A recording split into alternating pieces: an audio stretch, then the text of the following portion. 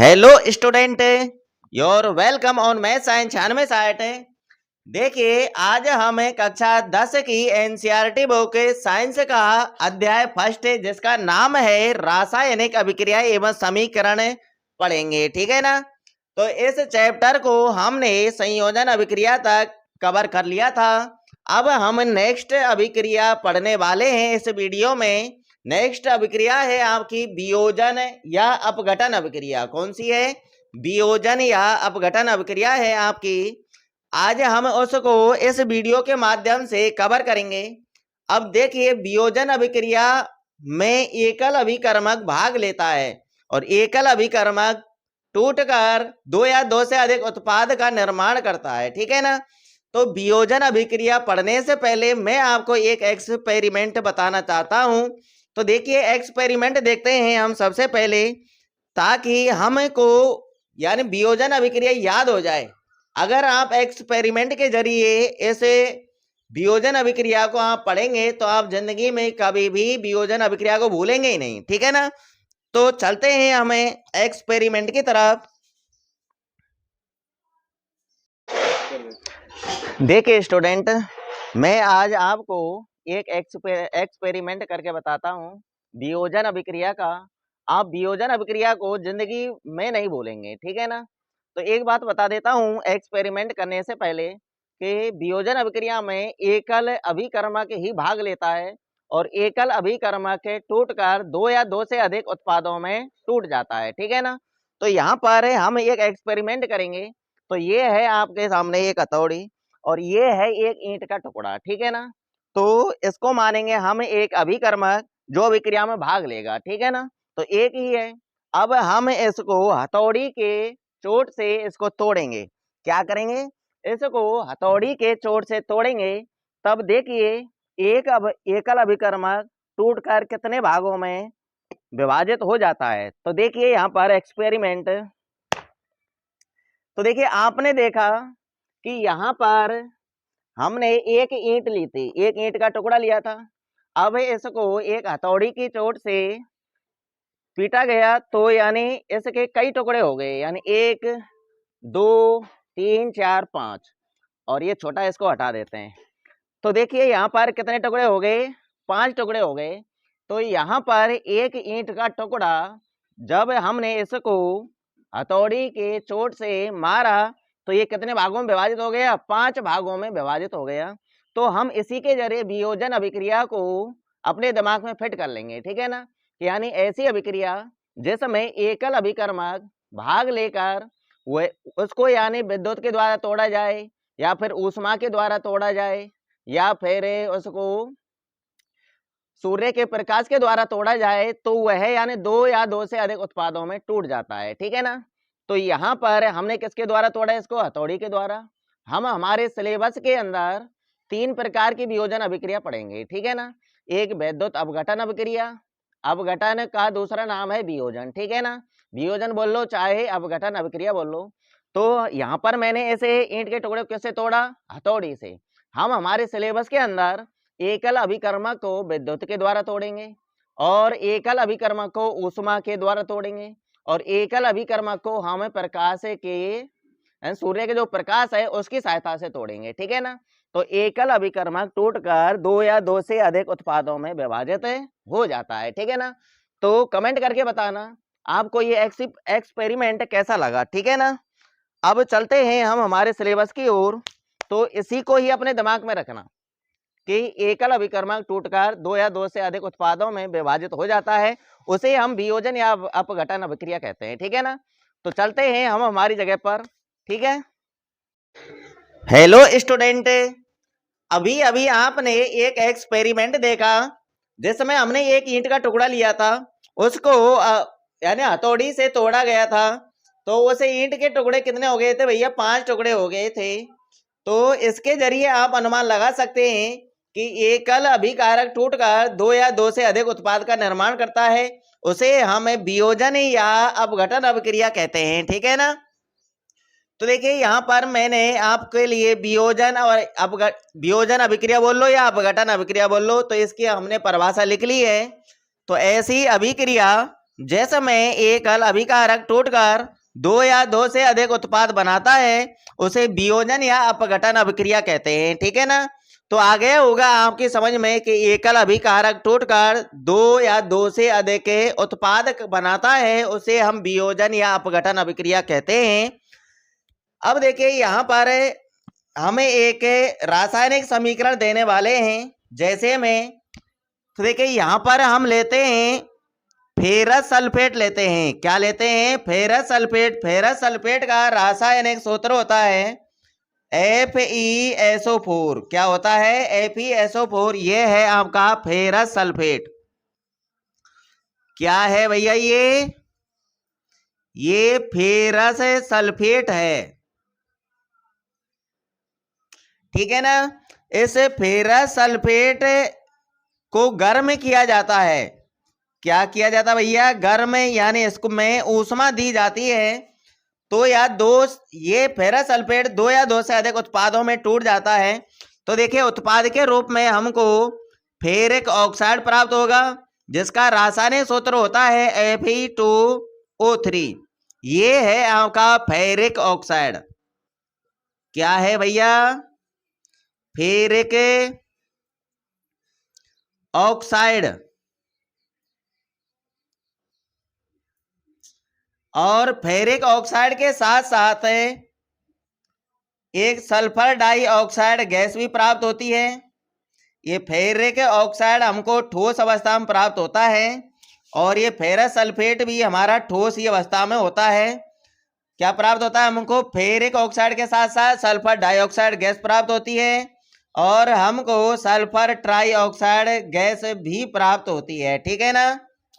तो ये है अपन का एक वियोजन या अपघटन अभिक्रिया का रासायनिक समीकरण।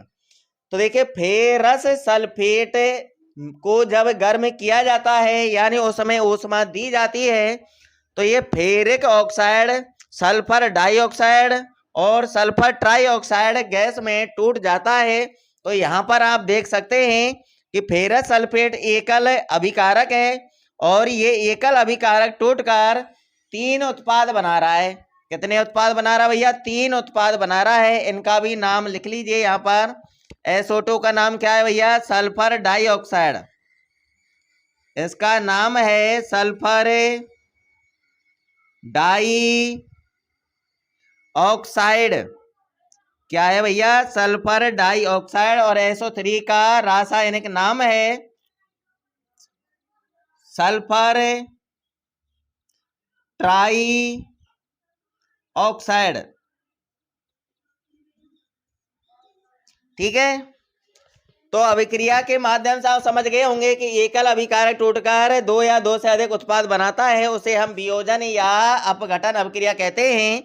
अब इसको संतुलित कर लेते हैं। देखिए किसी भी एक तत्व को पकड़ लीजिए। यहाँ पर हमें Fe को पकड़ लेते हैं। किसको पकड़ लेते हैं? Fe इधर कितने हैं? 2। इधर 1 है तो इसको 2 कर दीजिए। बस हो गया कंप्लीट। आप मिलान कर लीजिए। यहाँ पर देखिए सल्फर के कितने परमाणु हैं अभिकारक में? 2 हैं। इधर भी 2 हैं भैया, 1 और 1 ये रहा 2। ऑक्सीजन के कितने परमाणु हैं? 4 दूना 8। 8 है अभिकारकों की तरफ। उत्पादों की तरफ देखिए 3 और 2, 5 और 3 8। तो अभिक्रिया हमारी संतुलित है। ठीक है ना। अब हमने वियोजन अभिक्रिया में ये तो पढ़ लिया, परंतु अब हम वियोजन अभिक्रिया के प्रकार पढ़ेंगे। हमारी किताब के अंदर यानी आपके सिलेबस में वियोजन अभिक्रिया को 3 प्रकार से बताया गया है। एक तो है ऊष्मीय वियोजन, अगर ऊष्मा के द्वारा तोड़ेंगे तो ऊष्मीय वियोजन कहलाएगा या ऊष्मीय अपघटन कहलाएगा। और एक है आपका वैद्युत अपघटन, अगर आप अभिकारक को वैद्युत के द्वारा तोड़ेंगे तो उसको हम वैद्युत अपघटन कहेंगे। तीसरी हम पढ़ेंगे कि एक अभिकारक को यानी एकल अभिकारक को सूर्य के प्रकाश की उपस्थिति में रख दिया जाए तो उसको यानी वो अभिकारक दो या दो से अधिक उत्पादों में टूट जाता है। अगर हम सूर्य के प्रकाश से तोड़ रहे हैं तो उसको हम प्रकाशीय अपघटन अभिक्रिया कहेंगे। ठीक है ना। तो इसका स्क्रीनशॉट ले लीजिए फटाफट। अब हम वियोजन अभिक्रियाओं के प्रकार पढ़ने वाले हैं।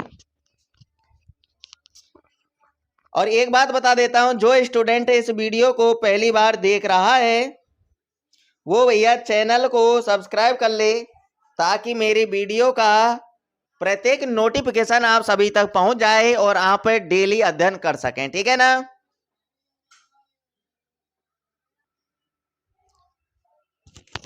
तो देखिए आपके सामने वियोजन या अपघटन अभिक्रिया के प्रकार हैं। तो इन तीनों प्रकारों को हम पढ़ेंगे। फर्स्ट पॉइंट में पढ़ेंगे हम ऊष्मीय अपघटन अभिक्रिया। अपघटन बोल लो या वियोजन बोल लो, एक ही बात होती है, तो दोनों नामों से यहाँ पे परिचित तो हो जाना। तो देखिए फर्स्ट पॉइंट में हम क्या पढ़ेंगे भैया, ऊष्मीय अपघटन, यानी अभिकारक को किसके द्वारा तोड़ेंगे भैया, ऊष्मा के द्वारा तोड़ेंगे, ठीक है ना, इसलिए उसको बोलेंगे ऊष्मीय अपघटन अभिक्रिया। सेकंड पॉइंट में वैद्युत अपघटन अभिक्रिया पढ़ेंगे। इसके अंदर अभिकारक को वैद्युत यानी विद्युत के द्वारा तोड़ा जाएगा, इसलिए हम इसको वैद्युत अपघटन अभिक्रिया कहेंगे। तीसरे पॉइंट में हम पढ़ेंगे प्रकाशीय अपघटन अभिक्रिया। ऐसे के अंदर अभिकारक को प्रकाश यानी सूर्य के प्रकाश के द्वारा तोड़ा जाएगा, इसलिए हम इसको प्रकाशीय अपघटन अभिक्रिया कहेंगे, ठीक है ना। तो हम स्टार्ट करते हैं। फर्स्ट पॉइंट उठाते हैं ऊष्मीय अपघटन अभिक्रिया। तो देखिए ऊष्मीय अपघटन अभिक्रिया की परिभाषा आपके सामने है, यानी ऐसी अभिक्रिया जिसमें एकल अभिकारक ऊष्मा के द्वारा, एकल अभिकारक है, ऊष्मा के द्वारा दो या दो से अधिक उत्पाद में टूट जाता है, उसे ऊष्मीय अपघटन अभिक्रिया कहते हैं, ठीक है ना। तो आया होगा आपके समझ में, ऊष्मीय अपघटन अभिक्रिया किसे कहेंगे, यानी ऐसी अभिक्रिया जिसमें एकल अभिकारक ऊष्मा के द्वारा यानी ऊष्मा ग्रहण करेगा, तो ऊष्मा के द्वारा दो या दो से अधिक उत्पाद में टूट जाता है, उसे ही हम ऊष्मीय अपघटन अभिक्रिया कहते हैं, ठीक है। तो ये तो हुई ऊष्मीय अपघटन की अभिक्रिया। अब यहाँ पर हमें इस अभिक्रिया के कुछ एग्जाम्पल पढ़ने वाले हैं। रासायनिक समीकरण, एक तो आपको क्रियाकलाप दिया हुआ है, जो हमने वियोजन या अपघटन अभिक्रिया में जो फेरस सल्फेट का जो एग्जाम्पल दिया था, वो आपका क्रियाकलाप 1.5 है। क्या है, 1.5। तो उसको हम यहाँ पर डिटेल में पढ़ेंगे, ठीक है ना। तो देखिए यहाँ पर फेरस सल्फेट का क्रिस्टल लिया जाता है। क्या लिया जाता है, फेरस सल्फेट का क्रिस्टल। तो फेरस सल्फेट का क्रिस्टल देखिए, इसका रासायनिक सूत्र होता है FeSO4.7H2O, ठीक है। तो ये फेरस सल्फेट का क्रिस्टल है। क्या है ये, फेरस सल्फेट का क्रिस्टल, फेरस सल्फेट का क्रिस्टल।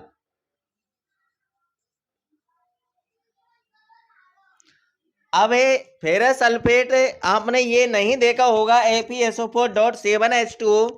तो देखिए मैं आपको आज बताता हूं फेरस सल्फेट का क्रिस्टल यानी FeSO4.7H2O कैसा होता है, दिखने में हमको कैसा लगता है, इसका रंग कैसा होता है। तो देखिए स्क्रीन पर आपके सामने है, तो देख लीजिए फटाफट, देख लिया होगा। तो देखिए फेरस सल्फेट का जो क्रिस्टल होता है वो यानी थोड़ा थोड़ा गुलाबी कलर का सा, सफेद सफेद सा, भूरे रंग का सा होता है, ठीक है ना। ऐसा ही होता है ना, थोड़ा थोड़ा सफेद होता है, गुलाबी होता है। अगर जब इसको हम गर्म करते हैं, क्या करते हैं भैया, गर्म करते हैं, तो ऊष्मा ग्रहण करेगा। ये क्या ग्रहण करेगा, ऊष्मा ग्रहण करेगा, तो ये जल के अणुओं को त्याग देता है। और ये तो आप भी जानते हैं, अगर किसी वस्तु में जल मिला हो और उसको हम गर्म करें तो जल उड़ जाता है, अलग हो जाता है। तो ऐसे ही ये इसमें से जो 7 जल के अणु हैं ये बाहर निकल जाते हैं, तो केवल हमारे पास FeSO4 बचता है। क्या बचता है, FeSO4 बचता है, और 7 जल के अणु बाहर निकल जाते हैं, ठीक है ना। ये क्लियर है। अब ये है आपका FeSO4 यानी फेरस सल्फेट। क्या है ये, फेरस सल्फेट। और इसका नाम आप जानते ही हैं H2O जल है, ठीक है ना। अब फेरस सल्फेट आपने FeSO4 नहीं देखा होगा, ये कैसा होता है फेरस सल्फेट का क्रिस्टल। तो देखिए इसको, देखिए आप स्क्रीन पर FeSO4 देख लीजिए। जो ये फेरस सल्फेट होता है आपका FeSO4, ये हरे रंग का होता है। जैसे ही इसमें से 7 जल के अणु बाहर निकलते हैं तो इसका रंग कैसा हो जाता है भैया, हरा हो जाता है। तो ये ध्यान रखना FeSO4 का रंग कैसा होता है, हरा होता है, ठीक है। अब हमें नेक्स्ट की तरफ बढ़ते हैं, स्क्रीनशॉट ले लीजिए फटाफट। ये अभिक्रिया हमारी अभी समाप्त नहीं हुई है, ये आगे और चलेगी।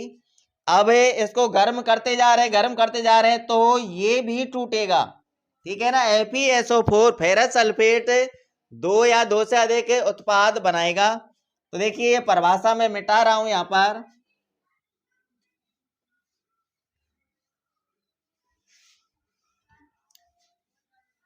तो वीडियो को भैया एंड तक देखना। अब इसको ले लीजिए FeSO4 को, तो ले लिया भैया FeSO4, FeSO4 ले लिया है हमने। क्या कर रहे हैं, हमें गर्म कर रहे हैं, गर्म कर रहे हैं तो यानी ये ऊष्मा ग्रहण करेगा।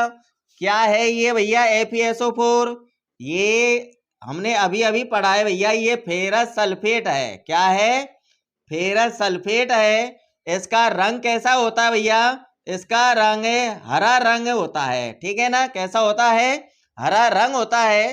तो ये ऊष्मा ग्रहण करके किस में टूट जाता है, ये ferric oxide Fe2O3,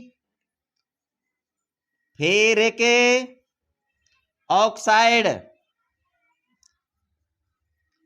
ferric oxide और SO2 यानी सल्फर डाइऑक्साइड गैस और SO3 सल्फर ट्राइऑक्साइड गैस, ठीक है ना। और ये हमको ठोस अवस्था में प्राप्त होता है फेरिक ऑक्साइड।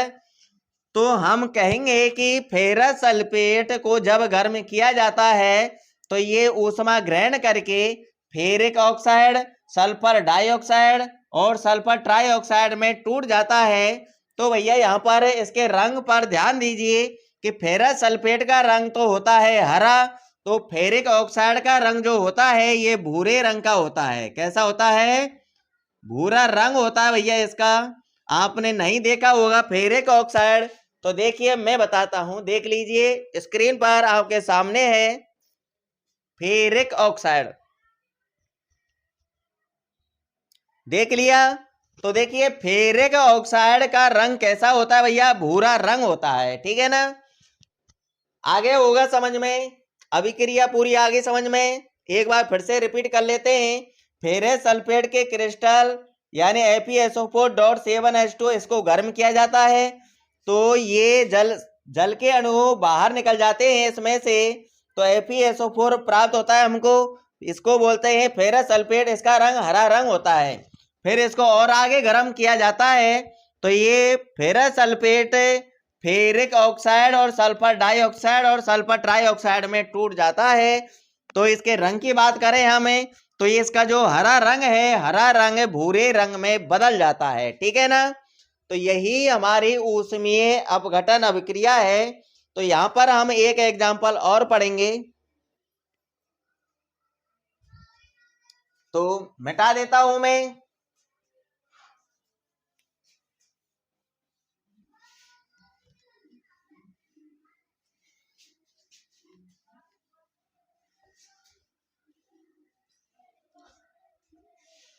तो देखिए अब हमें नेक्स्ट अभिक्रिया की बात करते हैं। आपने नाम सुना है कैल्शियम कार्बोनेट का, किसका नाम सुना है, कैल्शियम कार्बोनेट का। तो भैया कैल्शियम कार्बोनेट का रासायनिक सूत्र क्या होता है, कैल्शियम कार्बोनेट का रासायनिक सूत्र होता है CaCO3। ये है आपका कैल्शियम, क्या है ये, कैल्शियम कार्बोनेट है। क्या है भैया, ये कैल्शियम कार्बोनेट है। जब इसको गर्म किया जाता है तो ये भी ऊष्मा ग्रहण करके कैल्शियम ऑक्साइड CaO, ये तो है कैल्शियम ऑक्साइड आपका। क्या है भैया? ये कैल्शियम ऑक्साइड है CaO। तो कैल्शियम ऑक्साइड और कार्बन डाइऑक्साइड ये आपकी क्या है? गैस है। CO2 का नाम क्या है? Carbon dioxide.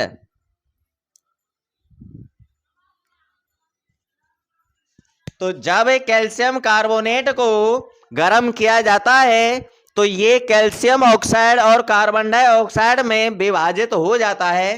तो यहाँ पर कितने अभिकारक है भैया? एक अभिकारक है। तो एक अभिकारक से कितने उत्पाद बन रहे हैं भैया? 2 उत्पाद बन रहे हैं। इसलिए ये किस अभिक्रिया में रखा गया है? इसको ऊष्मीय वियोजन अभिक्रिया में रखा गया है, क्योंकि इसमें ऊष्मा दी जाती है। ठीक है ना।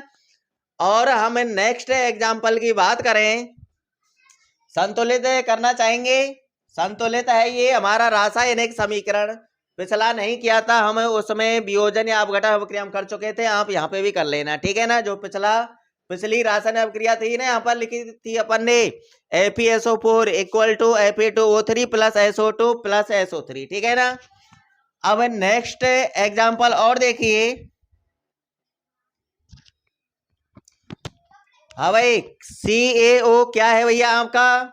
ये बिना बुझा हुआ चूना होता है। क्या होता है? ये बिना बुझा हुआ चूना होता है CaO। फिर से याद दिला देता हूं, इसके बारे में मैंने आपको पहले ही बता दिया। CaCO3 ये कैल्शियम कार्बोनेट है।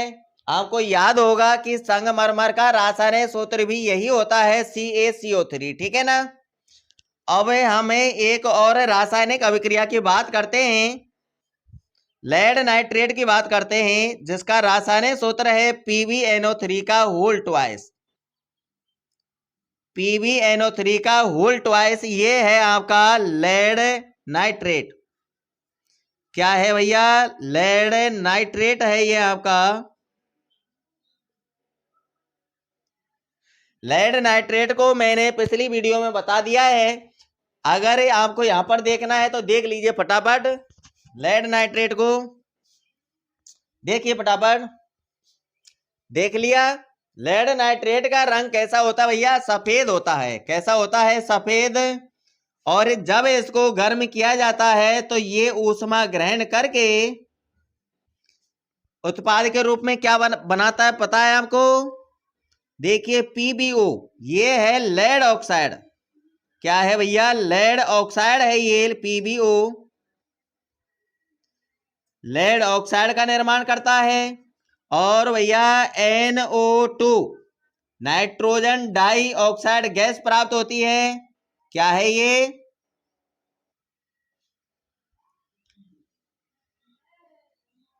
यहां पर लिख देंगे हमें नाइट्रोजन डाई ऑक्साइड। और साथ में ऑक्सीजन बाहर निकलती है, ठीक है ना। तो यहां पर देखिए PbNO3 का होल ट्वाइस ये लेड नाइट्रेट है, एकल अभिकारक है। जब इसको गर्म किया जाता है तो ये ऊष्मा ग्रहण करके लेड ऑक्साइड, नाइट्रोजन डाइऑक्साइड और ऑक्सीजन गैस, ठीक है ना, इसमें टूट जाता है। क्या है भैया? O2, ये आपकी ऑक्सीजन गैस है। अब इसको संतुलित कर लीजिए पहले। तो देखिए इधर की तरफ पे लेड Pb के कितने परमाणु हैं? एक है, इधर भी एक है। नाइट्रोजन देखिए इधर नाइट्रोजन कितने परमाणु हैं? 2 हैं। इधर तो एक ही है। ऑक्सीजन देखो कितने हैं? 3 दूनी 6। इधर कितने हैं? 2 और 2 4 और 1 5। कितने हैं? 5। तो पहले तो इसको 2 कर लीजिए, 2 यहां पर लगा दीजिए। तो ऑक्सीजन के परमाणु कितने हो गए भैया? 2 तो यहां पर हो गए, 2 ये हो गए 4 और 2 यहां पर हो गए 6। इधर ऑक्सीजन कितने परमाणु हैं? 3 दूनी 6 हैं। तो यहां पर देखिए यहीं पर ही तो हमने संतुलित किया था, तो यहीं से ही उठाइए Pb को। Pb के 2 परमाणु हो चुके हैं इधर, तो इधर 1 है तो इधर 2 कीजिए, यानी 2 का गुणा कर दीजिए। कर दिया? अब हमने 2 का गुणा कर दिया, तो अब नाइट्रोजन के परमाणु देखिए, यहां पर नाइट्रोजन कितने हो चुके हैं? 2 तो ये रहे और 2 ये रहे, तो 2 गुणा 2 कर लीजिए, 2 दूना 4। नाइट्रोजन के परमाणु हैं 4 और इधर देखिए कितने परमाणु हैं, यहाँ पर केवल एक ही है, इसलिए हमको यहाँ पर 4 का गुणा करना पड़ेगा। तो नाइट्रोजन के परमाणु कितने हो गए 4। अब ऑक्सीजन के देख लो, 3 का गुणा 2 से होगा, पहले 3 दूनी 6, फिर 6 का गुणा 2 से करना है, 6 दूनी 12। अब ऑक्सीजन के देखिए यहाँ पर 4 का गुणा 2 से होगा, 4 दूना 8, 8 और 2 10 और 2 ये रहे 12, ठीक है ना।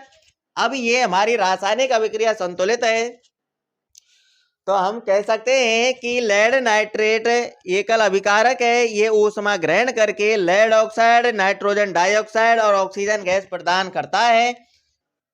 अब ये देखिए नाइट्रोजन डाई जो ऑक्साइड जो एक गैस है, ये भूरे रंग की गैस है। कैसे रंग की गैस है? भूरे रंग की गैस है। तो ये भी एक क्रियाकलाप है भैया आपका 1.6। उसमें लेड नाइट्रेट को गर्म किया गया है, तो वहां पर लेड ऑक्साइड और नाइट्रोजन डाइऑक्साइड गैस बाहर निकलती है। तो यहाँ पर जैसे जो गैस निकल रही है उसका रंग पूछा, बताइए रंग क्या होगा? यहाँ पर रंग होगा उसका भूरा रंग, ठीक है ना। अगर आपसे कोई पूछ ले कि लेड नाइट्रेट के उसमें वियोजन से भूरे रंग की गैस निकलती है, तो भूरे रंग की गैस का नाम बताइए। तो भूरे रंग की गैस का नाम है भैया नाइट्रोजन डाइऑक्साइड। आपने नाइट्रोजन डाइऑक्साइड नहीं देखा है, पीबीओ लेड ऑक्साइड नहीं देखा है, तो देख लीजिए स्क्रीन पर। लेड ऑक्साइड देखिए पहले, लेड ऑक्साइड किस रंग का होता है भैया? हल्का हल्का पीला पीला भूरा भूरा रंग का होता है ना।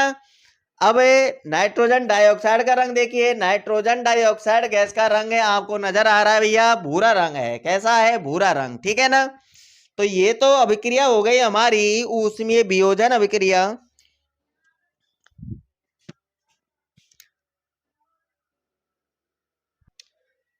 तो देखिए वीडियो को ज्यादा बड़ी हो जाएगी, इसलिए वैद्युत अपघटन के लिए मैं नेक्स्ट वीडियो बना रहा हूं, उस सबसे एक आप कवर कर लेना। और उसके बाद वैद्युत अपघटन के बाद हम प्रकाशीय अपघटन अभिक्रिया भी पढ़ेंगे, ठीक है ना। और वीडियो अच्छी लगी हो तो लाइक व शेयर कर दीजिए। और जो इस वीडियो को पहली बार देख रहा है भैया, अगर उसको इसी प्रकार मेरे साथ पढ़ना है रोजाना फ्री में ही, तो भैया चैनल को सब्सक्राइब कर लीजिए, ताकि मेरी प्रत्येक वीडियो का नोटिफिकेशन आप सभी तक पहुंच जाए, ठीक है ना। और मिलते हैं नेक्स्ट वीडियो में, जब तक के लिए ऑल द बेस्ट।